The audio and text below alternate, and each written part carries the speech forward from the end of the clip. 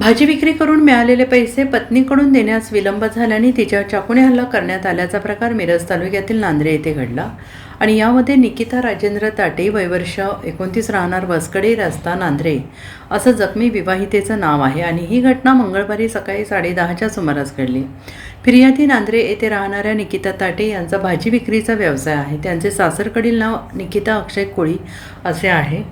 मंगळवारी सकाळच्या सुमारास निकिता यांना भाजी विक्रीतून मिळालेले पैसे अक्षय यांनी मागितले। त्यावेळी निकिता यांनी थोड्या वेळात देते असे अक्षय याला सांगितले। मात्र याचा राग आल्याने शिवीगाळ करत याने हाताने केस सोडून अक्षय यांनी निकिता यांना मारहाण केली। तसेच घरातील भाजी कापायचा चाकू घेऊन निकिता यांच्या हातावर आणि अन्यत्र वार केले।